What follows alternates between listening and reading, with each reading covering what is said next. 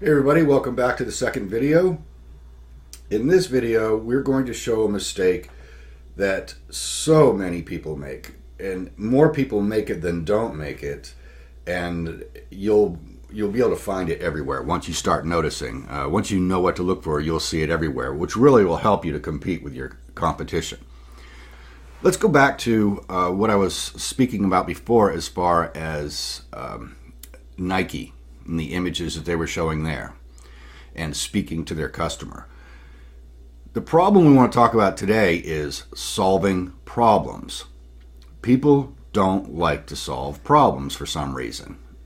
I don't know why, but that's just what happens. Marketers, they don't realize they're supposed to be solving problems. They think they're supposed to educate.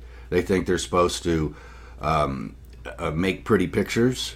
They think they're supposed to sell, but they don't think they're supposed to solve anybody's problem. The purpose for buying something is to solve a problem. And that goes for any purchase. Now, whether it's a severe problem or just a problem of, I got the munchies and I want a candy bar, it's still a problem. So let's look at how Nike addresses this. All right, so here I put in this Nike Challenge Men and Women, as you can see in Google, and there's a ton of the images. But one of the things that we showed in the last one was, let's see here. All right, here's from the last image that we spoke about in the last video. But dominant is a good look for you. Now, what is the problem and what is the solution here? And if you look at the men, one more thing for men to rule. All right, so the problem here is that women want to look good, right? But they also want to be dominant in this situation because this is a men versus women type of advertisement, or it's the Nike Challenge. It's something that that they've created. So here is they've created their demographics by pitting man against woman, and the woman coming out looking dominant but also looking good. See, dominant is a good look for you. Men aren't concentrating on that. They're concentrating on the competition aspect, like we talked about. So you can see here, one more thing for men to rule. I don't know that that men want to rule everything. Maybe they do. I don't know. But anyways, this is what Nike's trying to do. Is they're trying to demonstrate a problem and give it a solution right there. They don't talk about the product. Do you even know what they're selling in this image? Of course not. Why? Because they're not selling. They're selling Nike. They're not selling a product. People are going to click the buy button because of what they say, not because of what they have.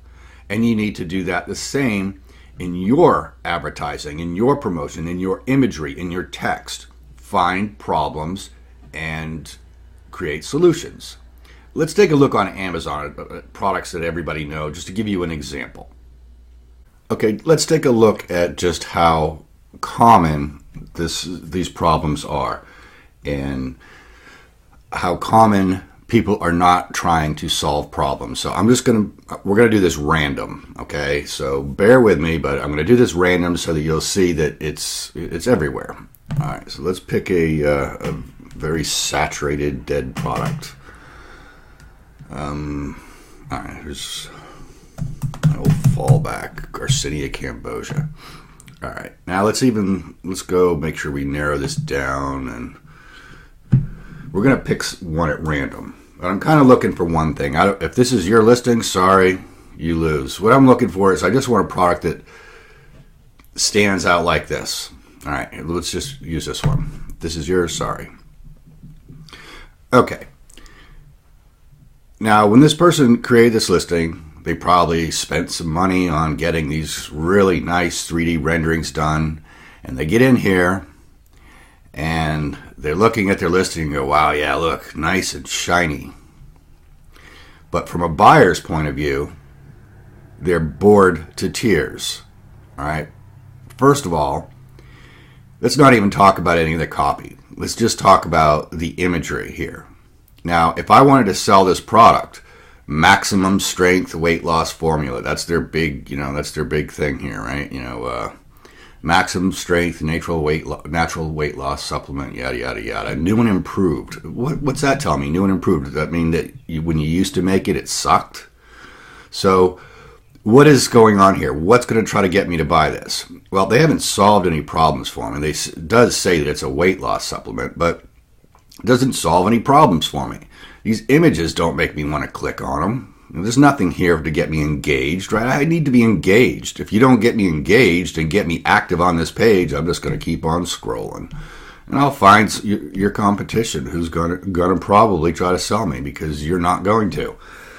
But how am I going to be sold? Solve my problem. What is my problem here? Okay, my problem is I'm overweight, right? So if I'm looking for a weight loss product, I'm overweight. So let's solve this problem real quick. Okay, wow, totally on the spot here. Big stock photo. All right, let's do this. A problem, pants too small. All right, let's go take this one.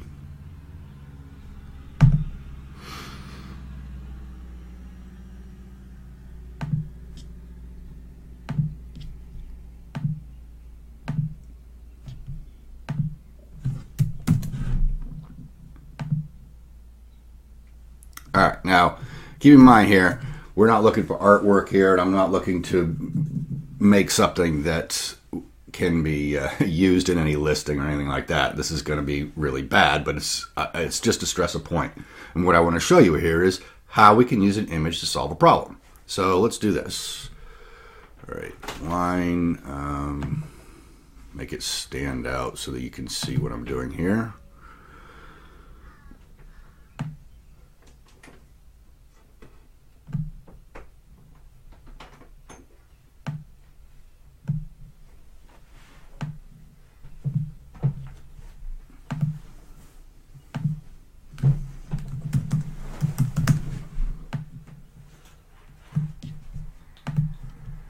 Okay, now as you can see, this image obviously isn't something you want to use in a listing, but what did I just do? I showed them a problem that they have, and I solved it. I gave them a solution. They don't realize that I've solved it for them, but I did. I showed that they ate too many donuts, and it's going to take 30 days to get rid of them, and this is how we just did it right there. This is what you need to do to solve problems. Point out problems that they know that they have, and then show them a solution. This has a subliminal effect, and it will create a sense of closure for them when it comes to looking for the product. Now, if they just go and they look at something like this, I have nothing to entice me. It doesn't matter how shiny your bottles are, how big they are, how many you got on the page, because, okay, great, here, I've got 3 of them. I can see all angles. I want to see what it looks like all by itself. Hey, how does the back look like all by itself? And let's do one more just for the heck of it. What's it look like with all 3 of them together in a different colored bottle? I mean, it just goes on and on and on of the same thing. This does nothing for the buyer. This was created for the seller's interest only. And as you can see, frequently bought together, yeah, this is all promotional stuff. So they're not making money. I can tell you that right now. They're not making money. But people will come in here and say, well, they're ranked, how well are they ranked? Okay, they're ranked 2,445 in health and personal care. They're making a couple of grand a day off this product. You know what? I don't believe it, because they're probably giving a ton of them away. They're doing all kinds of promotions. They're not getting any conversions. They can't get conversions. I don't need to see any test results, because I can tell you from experience that this will not work. Will it get you some sales? Yes. If you want to be mediocre, that's fine. Personally, I don't like mediocre. I like to be the best. And you can be the best if you just get in there and solve problems for people. It's all about solving their problems. Create problems in the imagery, in the text, wherever you need to be, whether it's on a web page or on Amazon or wherever it needs to be. Point out the problems, point out the solution. Now you might think, well, that's not really a solution. You didn't really solve anything for them. Well, you pointed out what their problem is and showed them that there is a solution. No, there's not a solution because this probably doesn't even work anyways, but that's not the point. The point is that you're letting them think they have a solution to the problem that brought them here in the first place. That's how you get conversions. That's how you end up at the top. All right, let's take a look at something else. Let's talk for a second about how trying to solve problems that aren't there can be detrimental. Here's a true story, and it's I don't mean to embarrass anyone, so I apologize to the person, but hopefully it was a good learning lesson and they learned something from it. But I had a student contact me a few weeks ago and told me that they wanted to do some bundling. Now, if you're not familiar with what bundling is, it's like combining products or creating more than one unit in a sale or something like that. Sometimes it's, creating different units in one sale, putting things together for a bundle. Now, what they had done was they had gone and they were selling a silicone whisk, saturated product to begin with, in a saturated market. So they wanted to try to overcome their competition by adding more value and getting more sales. So instead of selling one, he decided to sell it in packs of 4. And here's what happened. He came to me and he goes, "Mike, I bundled this, I put it in packs of 4 and I lowered my price and they're not selling." And I said, "Okay, well, who are you trying to sell them to?" And they said, "Anybody." I said, "All right, well, let's narrow it down. Who needs 4 silicone whisks?"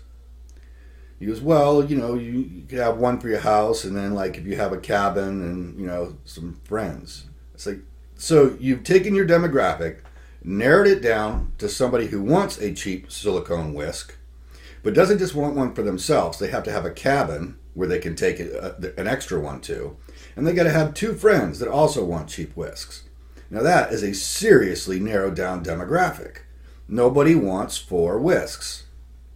You're not going to solve any problems like that. If you want to solve problems, find the real problem and then give them a solution.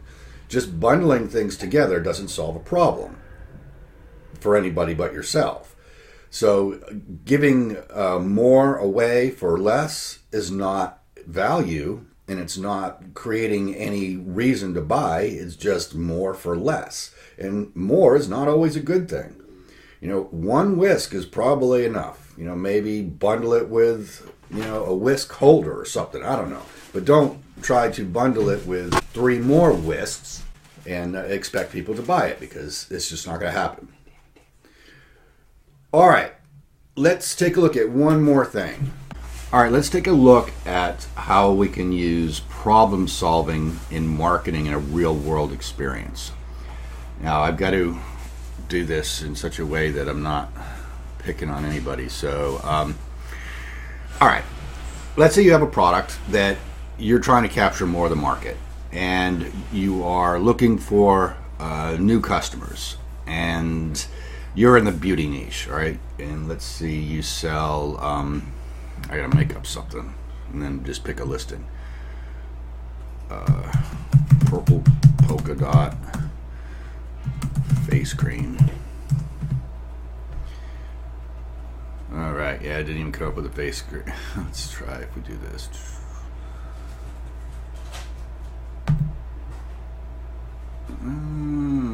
Okay, maybe that won't work.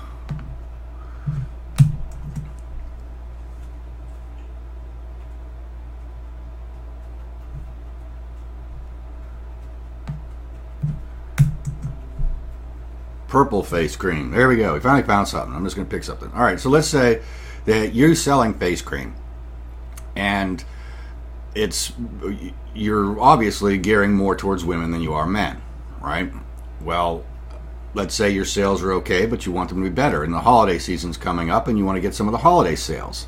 How can we use a product like this to get more holiday sales? Well, we need to solve a problem. This is probably not the best product to pick, so we're going to go to their store. Okay, good. So now we're at their store, and we want to solve a problem and get sales by solving that problem. So who are we going to solve the problem for? How about men? Now, why would men buy this? Well, men buy all kinds of stuff. They buy a lot of stuff, especially around the holidays. And when it comes to beauty supplies, they have no idea what they're buying for their spouse or girlfriend, whatever. They have no idea.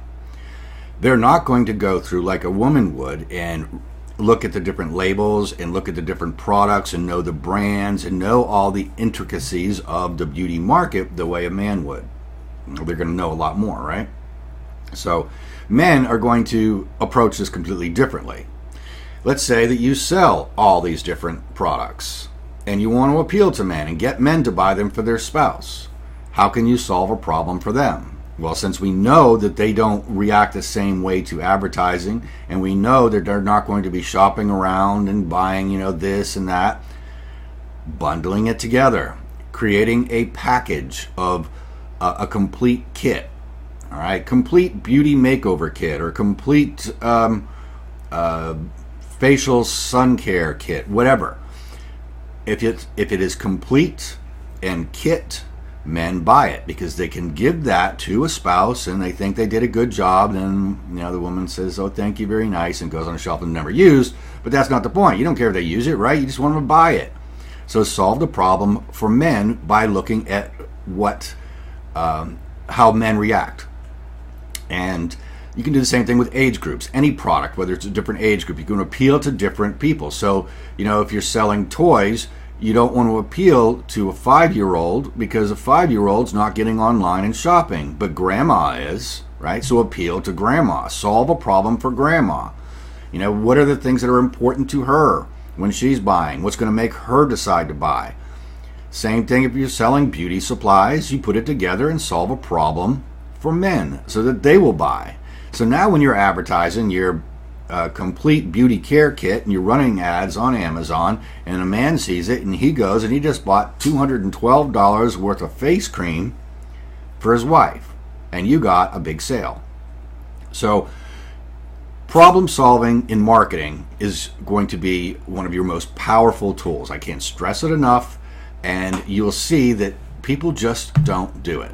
There's just never any product solving on the page. If you can do that, you can beat most everybody. Most products on Amazon you can beat if you just solve their problems. It's not rocket science. It's actually pretty simple. So look for problems for your customers.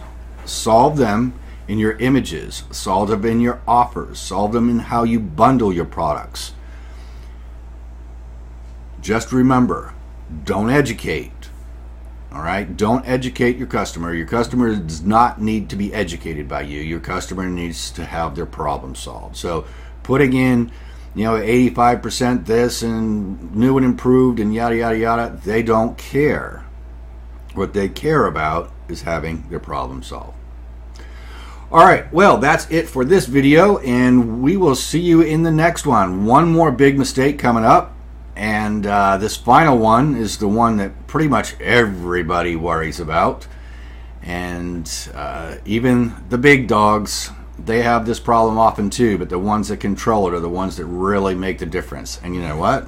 It's an easy problem to solve. So can't wait to talk about the next one, and we'll see you in the next video.